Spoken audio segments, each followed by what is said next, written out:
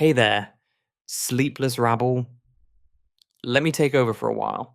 Tonight, we're heading somewhere deeply unpleasant. A place where poverty was criminalized, soup was punishment, and hope was rationed. The Victorian Workhouse. This wasn't charity, it was deterrence. A system designed to break the body before it ever healed the soul. Bleak? Absolutely. Sleepy? Surprisingly, yes. If you find comfort in grim historical truths whispered in the dark, go ahead and like this video, subscribe, and maybe light a candle.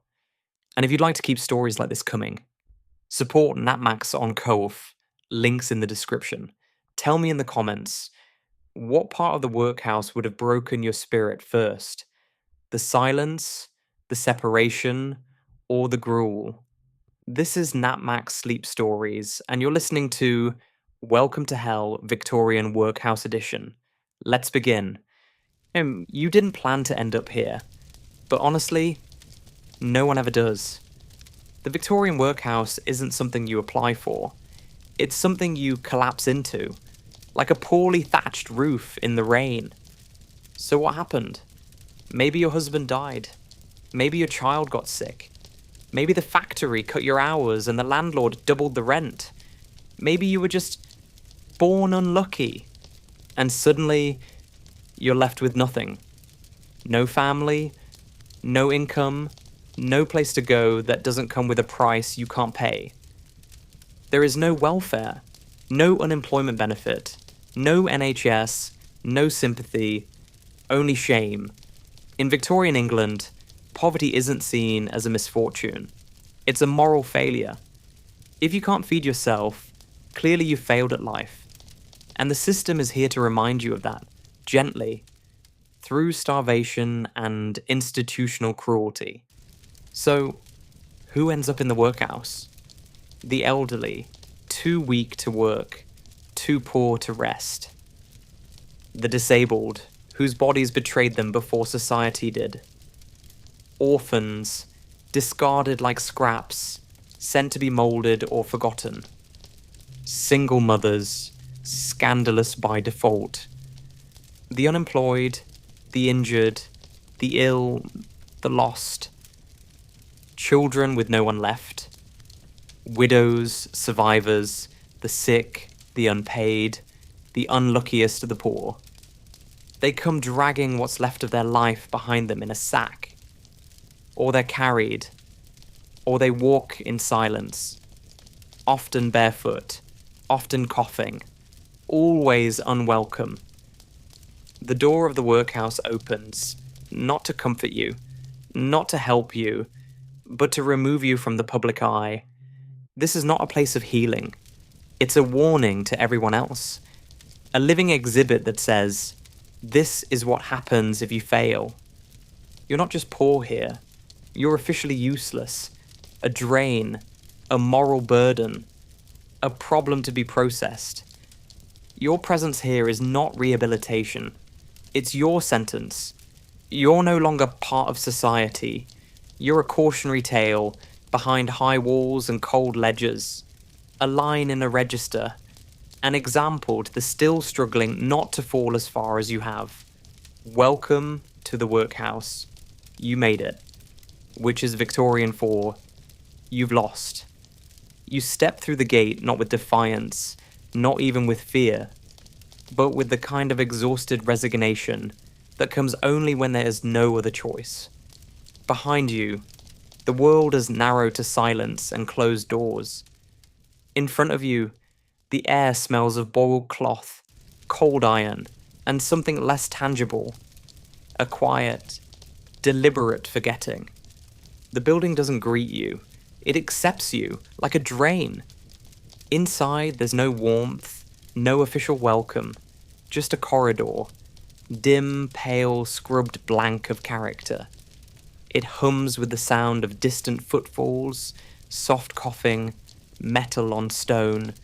People pass by without acknowledging your presence, because you are not here to be seen. You're here to be sorted. You wait, not because someone told you to, but because the atmosphere insists on it. Eventually, a figure appears in institutional greys, holding a clipboard with more interest in the paper than the person in front of them. You are gestured forward, not with hostility, but with the kind of detached efficiency that comes from processing dozens of new arrivals every week. You are shown to a small side room, not private, just away. There, you are told to remove your clothes, all of them. There is no changing screen, no modest curtain, no time to ask questions. You undress slowly, not from hesitation, but because this is the last act of agency you will perform for a very long time. Your clothes, worn, thin, but yours, are folded away by someone who doesn't look at you. A shawl from your sister, a patched skirt, a hand-me-down coat with pockets deep enough for memories, all gone. Not stolen, not thrown away, simply absorbed. You will not see them again. In return, you are handed the uniform. Grey, shapeless, coarse. The fabric itches before it even touches your skin. It smells like a place where people are not meant to linger. You put it on and feel yourself already becoming someone else. Or rather, no one at all. There is a basin, cold water, a bar of soap that could strip paint. You were told to wash, not bathe, just wash. Just enough to render you standard. You do what you're told. There's no ceremony to the cleansing, no care. It is not about cleanliness. It is about conformity. You are being reduced to something manageable. When it's over, they ask for your name. You speak it aloud, uncertain, hopeful, as if saying it might anchor you in place. It is written down, without eye contact or acknowledgement. You won't hear it again. From now on, you are a number in a ledger, a line in a system that doesn't even pretend to care who you used to be. And if you didn't come here alone, the separation is swift and absolute. Men and women are assigned to different wards. Boys above a certain age are sent off in one direction, girls in another. Mothers are separated from children. Married couples are reduced to strangers. No explanations are offered. No comfort. Just corridors and distance. A child is pulled from your side. A husband disappears around a corner. The last remaining thread of your former life unravels with a whisper you'll hear for years. You are escorted to your ward, a vast, colourless dormitory lined with beds that look more like slabs. There's a rough wool blanket at the foot of each one, folded with institutional precision, as if the act of alignment might pass for care. You are assigned a bed, not chosen, assigned, and told nothing else. You sit, because sitting feels safer than standing, and there's nothing else to do. Your skin itches, the fabric grates, the air is heavy, motionless. Somewhere far off, a bell rings. You don't know what it means yet, but you will. Soon it will mark the rhythm of your every remaining day. When to rise, when to eat, when to work, when to sleep, when to stop pretending you're anything more than a moving part. As you sit on your narrow bed in your grey uniform, stripped of name, possessions, and family, a realization settles in with a weight you didn't expect. You have not entered a place of refuge. You have entered a place of erasure, and no one, not even the walls, seems surprised to see you go. The first thing you learn in the workhouse is that time no longer belongs to you. It belongs to the bell. You wake to its sound long before the sun bothers to rise, a shrill, metallic signal cutting through the damp cold, reminding you that you are not here to rest. You're here to be seen working, or at least to be heard moving.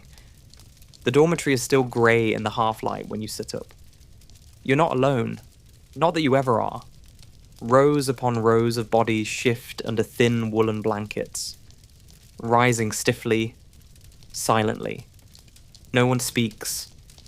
There is no chatter, no good morning, no exchange of anything warm. Speech is discouraged.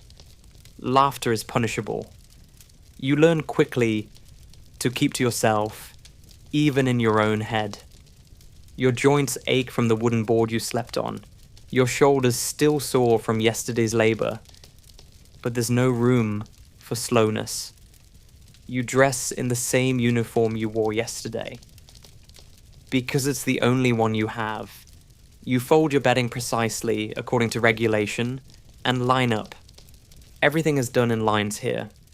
You follow the others to the washroom where the water is cold, the soap is sandpaper, and the sinks a few. You scrub quickly, if at all. There's no mirror. No sense in having one. The face you once knew is gone, and the one that remains, hollow-eyed, weathered, exhausted, is no longer yours to manage. Breakfast is next, and the word is generous. A bowl of porridge, grey and thin, served in silence. You eat quickly, not because you're in a hurry, but because it's better not to think about the taste. Sometimes, if you're lucky, there's a crust of bread. If you're unlucky, it's from 2 days ago and has mold creeping around the edge. But you eat. You always eat. Because the day is long, and there is no room for hunger between bells. After breakfast, you're assigned your task, and you don't get to choose. Women are sent to the laundry halls, the kitchens, or the sewing rooms. Men are dispatched to the yard, the work sheds, the stone-breaking pits. Children are scattered to wherever hands are needed, and voices are least likely to be heard. Today, you're told you'll be picking oakum. You've never heard the phrase before. It sounds harmless enough, almost quaint. But when you arrive in the hall and see the pile of old tar-soaked ropes dumped across the floor, you understand the cruelty of understatement. Your job is to unravel the fibers by hand. Hours upon hours of pulling apart coarse, greasy strands until your fingers bleed and your wrists seize. You sit on a low stool. You work in silence. The smell of tar rises with the heat of the room, clinging to your throat. There's a woman beside you with bandages on every fingertip. She doesn't look up. No one does. The bell rings again. Not to release you, only to tell you that the next segment of your day has begun. Lunch is identical to breakfast, with fewer illusions. Sometimes it's gruel. Sometimes it's watery stew. It never fills. It never comforts. You return to your task, or a different one. Perhaps scrubbing floors, lifting coal buckets, peeling endless root vegetables under supervision so strict it feels military. There's no praise, only punishment. If you speak, you're warned. If you stop moving, you're warned again. If you do both, removed. Punished, replaced. The hours blend together not because they pass quickly, but because they are the same, over and over and over again.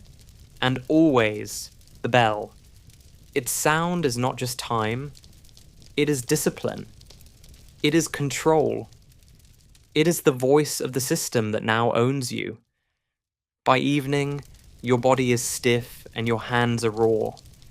Your feet ache, your stomach burns.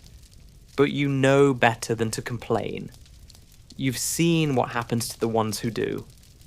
Some are reassigned to the isolation ward.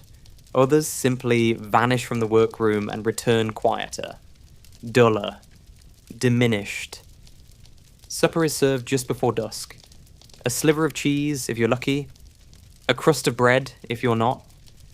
No talking, no lingering. Eat, rise, return to your cot. By the time you're back in the dormitory, the day has already collapsed in on itself. The beds are still there, in lines, as if nothing has happened.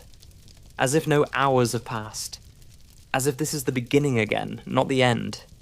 You lie down. Not because you're ready to sleep, but because the system has declared the day complete. The bell rings once more, the final time, low and deliberate. And then, nothing. Just the sound of dozens of people breathing, coughing, trying not to dream. Because in here, even your dreams belong to someone else. You learn early on that hunger in the workhouse is not a mistake. It's a feature. The food is not meant to nourish. It is meant to remind you, gently, relentlessly, that you are here to be humbled, to be quiet, to be thin. The dining hall is large, cold, and echoing, more of a factory floor than a place to eat. Long wooden tables stretch in rows. The air smells of steam, starch, and something faintly metallic, like spoons that were boiled but never dried. At the front of the hall stands a tall man in uniform who watches you enter, not like a host, but like a prison guard who has memorized every face. You sit only when told. You lift your spoon only when permitted. And when the food arrives, it arrives without joy. Breakfast, as you now know, is usually porridge, but calling it that is generous. It's more of a grey slurry, something between paste and punishment, doled out in metal bowls that are never quite clean. Sometimes it's hot, often it's lukewarm, always it's bland. It has a texture like wet ashes. If it has a taste at all, it's the taste of institutional survival, a mixture of water, grain, and resignation. You eat it anyway. You eat because your body demands it. You eat because it's all there is, and because they're watching. Lunch follows the same principle. Function, not flavour. On better days, there's a watery stew. On worse ones, thin soup floating with the suggestion of vegetables, a lonely turnip slice, a few lentils, possibly a shred of cabbage if someone was feeling bold. The broth is always saltless. Seasoning is expensive and pleasure is not part of the budget. Bread is rationed, measured, and usually stale. You tear at it with your teeth, soften it with soup, or simply chew until it stops resisting. Sometimes the bread has weevils. You learn not to mind. Protein, someone once joked. You didn't laugh then. You don't laugh now. On Sundays, there's supposed to be meat. By regulation, a sign of moral and bodily recovery. But meat here is not what you remember from before. It's gristly, grey, overcooked, beyond recognition. You do not cut it, you negotiate with it. And when it's gone, you're still hungry. Always. Hunger never fully leaves you in the workhouse. It's a constant whisper, a dull ache that becomes part of your identity. You stop thinking in hours and start thinking in bites. How many bites until the next bell? How long before your body turns inward and starts feeding on old memory? You dream about food sometimes. Not feasts, just flavour, salt, butter, cheese, not from a tin. Sometimes just the feeling of enough. You've seen people steal scraps. It never ends well. Punishment is swift and humiliating. A public scolding, a reduced portion, or a reassignment to worse duties. Once, a woman cried over a potato she was forced to throw away. She was moved to the yard after that. You didn't see her again. You never ask for seconds. You never ask for anything. And yet somehow, the food does what it's designed to do. It keeps you alive. Barely. Precisely. Mechanically. You stay just strong enough to work. Just weak enough not to fight back. Food in the workhouse is not a comfort. It is not a ritual. It is not a reward. It is a daily reminder that you are owned and fed by a system that neither likes nor trusts you. And that if you ever forget your place, they can always take the bowl away. There is water in the workhouse. You're told this almost proudly, as if the presence of plumbing were a mercy rather than a necessity. But the water, like everything else here, is cold, rationed, and shared. Bathing, such as it is, happens according to a schedule. You don't bathe because you are dirty. You bathe because the rules say it's time. Once a week, perhaps. In winter, less often. There is no privacy, no warmth, no care. Just a row of tin basins in a tiled room that echoes with coughing and the sound of skin against metal. Soap is harsh and rationed. Towels are communal. You scrub yourself quickly, not out of modesty, but from fear of lingering. The attendants grow impatient if you take too long. Besides, standing naked in a freezing room with 20 others is no one's idea of rest. And when the washing is done, if it happens at all, the dirt remains. Not always visible, but settled deep into skin and fabric and air. It clings to your scalp, your fingernails, your thoughts. It becomes the scent of the workhouse itself. A mixture of damp wool, disinfectant, sweat, and something else harder to name. A kind of human residue. The smell of poverty made permanent. The toilets are called privies, though there is nothing private about them. Communal stalls with thin partitions, the floors always damp, the seats splintered. The ventilation is poor. The smells are not. You wait your turn. You keep your head down.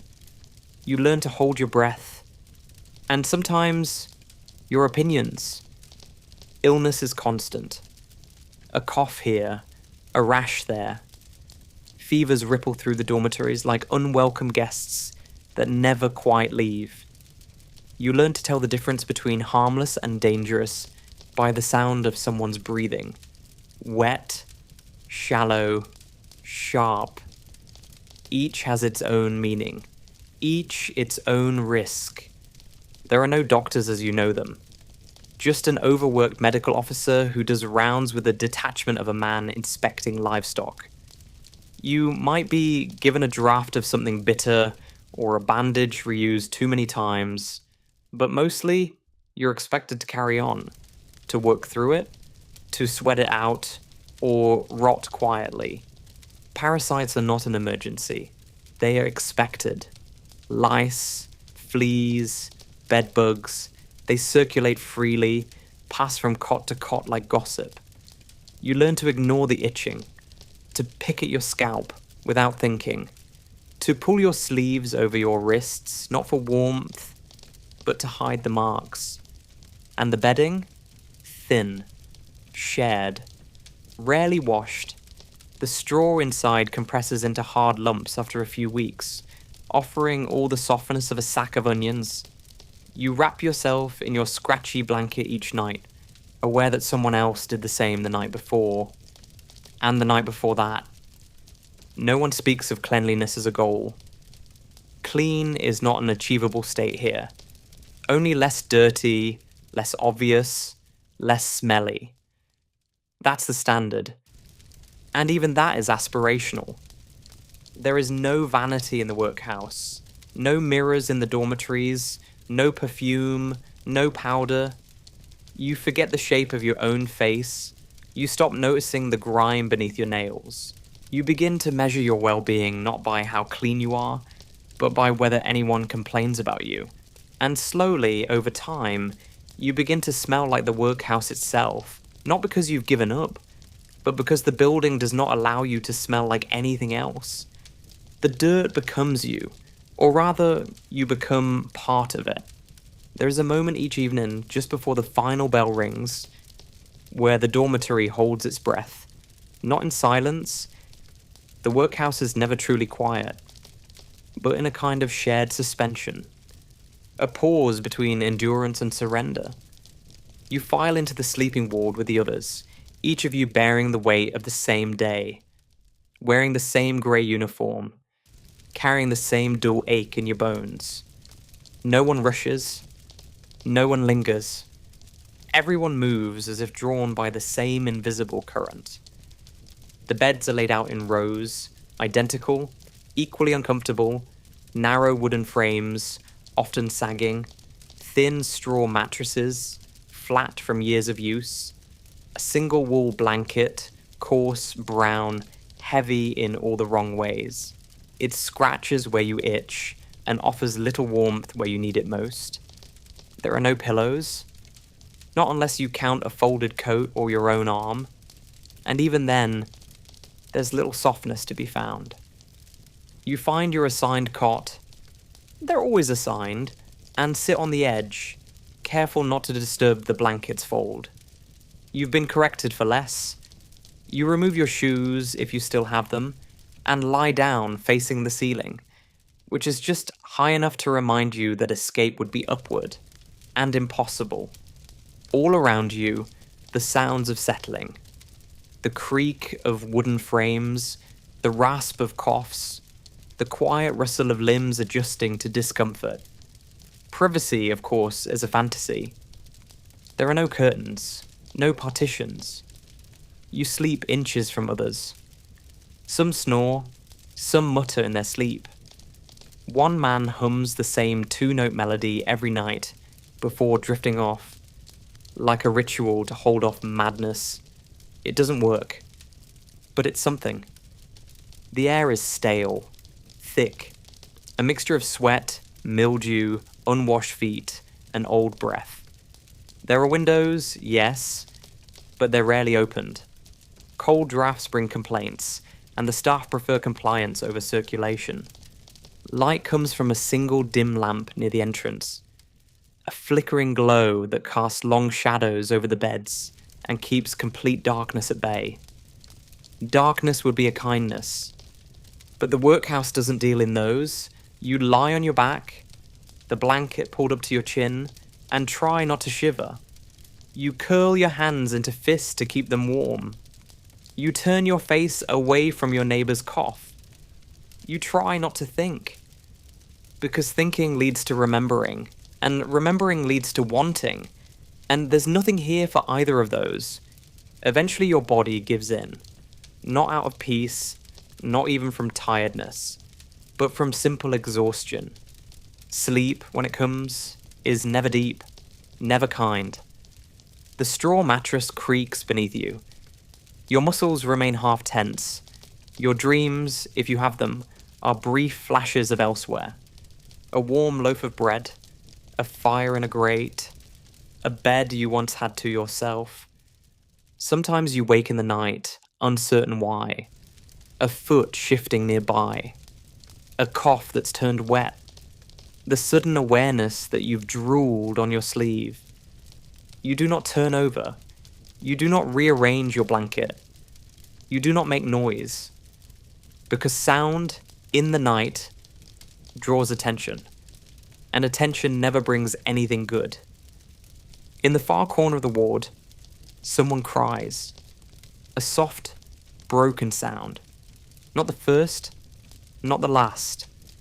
It fades quickly, not because the pain has passed, but because crying too long invites reprimand, and no one wants to spend the next day assigned to latrine duty. By morning, you awake with your neck stiff, your back damp with sweat, and your hands numb from curling into themselves for warmth. But for now, you lie still, wrapped in scratchy wool, lined up like inventory, and dreaming perhaps of a night that doesn't end with a bell. Leaving the workhouse is possible, in theory. They'll tell you so when you arrive, as if this were merely a temporary arrangement, a brief interruption in the story of your life, just until you get back on your feet, just until your strength returns, just until you're useful again. But usefulness is a tricky currency here. It fluctuates wildly, and it is not you who decides your value. For some, escape comes through employment. Men are sometimes hired out as labourers, sent to dig ditches or cart coal for a wage so low it might as well be symbolic. Women might be placed in domestic service, scullery work, kitchen work, invisible work, work that leaves you with a backache, a burn on your hand, and a new address that smells only slightly less like bleach. But these positions are rare and they're not offered often. when they are, they tend to go to the young, the strong, the unbroken, the ones who can still pass for whole. And not everyone wants to leave. Not because they like it here, no one likes it here, but because outside is colder, harsher, less predictable. In here there is food, however bland, a bed, however stiff, a routine, however numbing. Out there is only uncertainty and judgment and the ever-present risk of being sent straight back. For others, there is no leaving at all. The elderly, their bodies bent from labour or illness, linger in the infirmary until their names are replaced by burial tags. Children too young to work are shuffled into institutions designed to prepare them for hard futures. If they're lucky, they're taught a trade. If not, they're shipped out as unpaid help, milkmaids at 12, chimney sweeps at 7. There are no childhoods in poverty, only preparation. Some residents grow quiet over time, not because they have nothing to say, but because they've learned the cost of speaking. You see them at meals, chewing slowly, eyes focused on nothing. You see them in the yard, shuffling with buckets, faces slack, steps mechanical. They've stopped counting the days. The days have stopped counting them. You hear stories sometimes, murmured between shifts. Someone who ran away, someone who found work up north, someone who married a butcher and now has their own room. But these stories are always someone else's, and no one seems to know their names. When death comes, it comes without drama. No funerals, no flowers. The body is washed, wrapped, removed. A pauper's grave awaits, unmarked, unknown, unremembered. The workhouse erases its dead as cleanly as it absorbs its living. And so you remain. Not imprisoned, not quite free, a guest in your own undoing. A number in a quiet system that no longer cares whether you leave, as long as you don't disturb its order. One day, they might say your name, or rather your number, and tell you you've been offered a placement. You'll be given a parcel of clothes that almost fit, a location scrawled in pencil, and a warning to behave. You'll walk through the gates again, blinking at the sun like it's changed while you were inside. But even if you leave the building, you never quite leave the workhouse. It follows you in the way you lower your voice at dinner, the way you fold your blanket without thinking, the way you flinch when someone calls your name too loudly. It leaves its mark, not as a scar, but as a silence. By the time you've been inside long enough to stop counting the days, the lesson has already sunk in. It was never shouted, never written out plainly, but it was there, stitched into every blanket, baked into every crust of bread, echoed in every silence between bells. You weren't just housed here, you were corrected. From the moment you arrived, everything about the experience has been designed not to help you, but to make you smaller. To make you understand, in the most practical, physical, exhausting way possible, that your poverty is not unfortunate. It is shameful. Not a matter of bad luck. Not illness. Not war. Not abandonment. Abuse. Disaster. Death. No, it was your failing. Your flaw. Your fault. That's the story the workhouse told you. Not with words, but with rules. With the removal of comfort. With the removal of choices. With the removal of softness. Over time, you began to believe it. Not because it made sense, but because the body cannot resist the rhythm forever. The food was never meant to satisfy you, only to keep you alive just enough. The sleep was never meant to restore you, only to pause you before the next round of tasks. And the rules were not designed to guide you, but to erase you slowly, so that by the time you stepped out again, If you ever did, you wouldn't walk like someone who remembered freedom. It worked, of course, not on everyone, but on enough. You saw in the way people avoided eye contact, folded their hands, shrank their voices, in how quickly they apologized, in how fiercely they clung to whatever job was offered once they were out. No matter how low the pay, how long the hours, how filthy the work.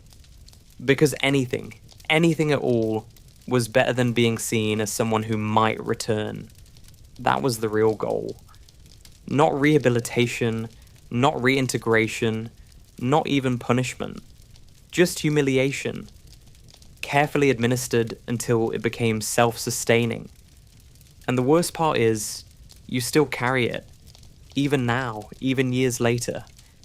Even when the walls are gone, the clothes are gone, the staff are gone. You walk through normal life with the muscle memory of someone who once had to earn their right to rest. You fold your laundry with precision. You eat every bite. You apologize when your needs show. You flinch when generosity doesn't come with conditions.